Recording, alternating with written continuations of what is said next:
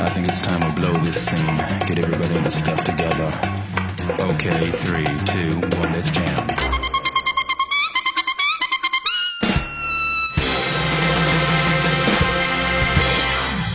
On today's episode of 1 Minute Reaction to Black Clover, episode 103, Release from Misfortune. Now today is an awesome episode. I am right now posting my live reaction / amateur breakdown of the opening number 9, which by the way is ridiculously awesome. We get to see so many new things. I have so many new questions, but it's followed by a badass episode, and it leaves off in a similar fashion. Now last we left off, Hajj Village is under attack by Magic Knight turned elf. Luckily, Asta and Yuno are there to save the day. The episode ends with Asta grabbing the new sword that the grimoire absorbed from Licht. He transforms, we see flashes of images. This is where today's episode picks up. Now, all in all, this sword seems to be so much more powerful. Not only do we have Asta quoting, there is just a next level amount of anti-magic in it, but it is now absorbing the magic that the Demon Slayer sword was not able to dispel. But it definitely seems that this is gonna be a double-edged sword. Yes, it is way more powerful, but it also takes way more concentration and focus to get the power under control. That being said, he is able to completely absorb all the magic that is affecting the villagers. Now, upon seeing the sword, upon seeing the half-transformed Yuno, the Magic Knight turned elf, Digit Talus, starts to lose his shit. Yes, I know by now it is a common theme, but elves just despise humans. We see a flashback into his elf life. Much like the Magic Knight, he's into weird flowers and just vegetation altogether. We see him interact with Licht. Not only all that, but the bouquet that Tetia was holding showcased in the new opening is actually one that he made. But like I said, seeing all this stuff he can't handle, he starts to lose his shit, no longer being able to control or wanting to control his own mana, goes into self-destruct mode. We've seen this with Veto, we see this with Fauna, we've seen this with Raya, and all of a sudden he gets this kind of the black and red forbidden spell coming up behind him. Luckily though, we have Asta's new sword, as well as an assist from Yuno, and we were easily able to dispatch the reincarnation spell. Yes, this new sword is so powerful, it is able to undo or absorb or cancel or whatever,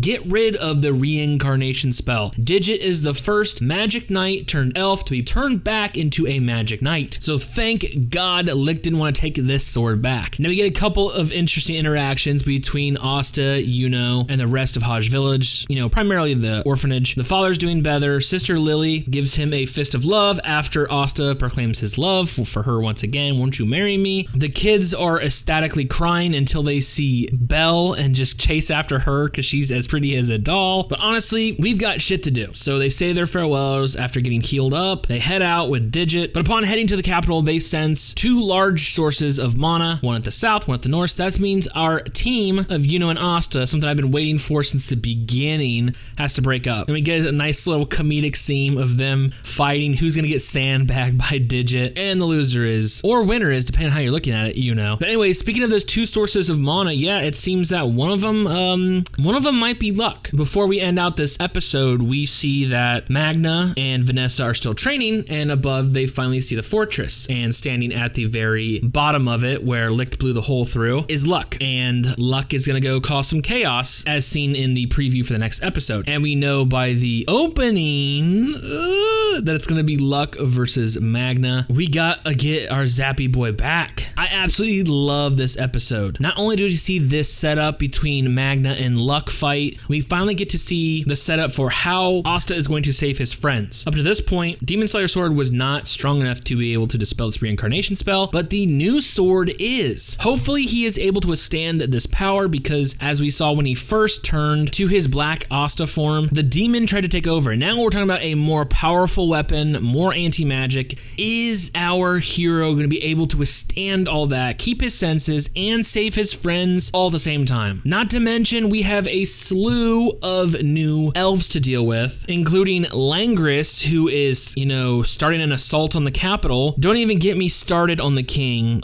He's been a dick since his introduction, and honestly, I don't want him to die. I just want him to get the shit beat out of him. So as long as we do that, I'm good, because he's talking shit about a dead man right now. I mean, he doesn't know it, but he's talking mad shit. He's always talking mad shit about Julius, but he needs an ass whooping. Definitely to take down a notch. Anyways, like I said, today's episode was badass. So with that being said, and all the future stuff we saw in today's opening, cannot wait for future episodes.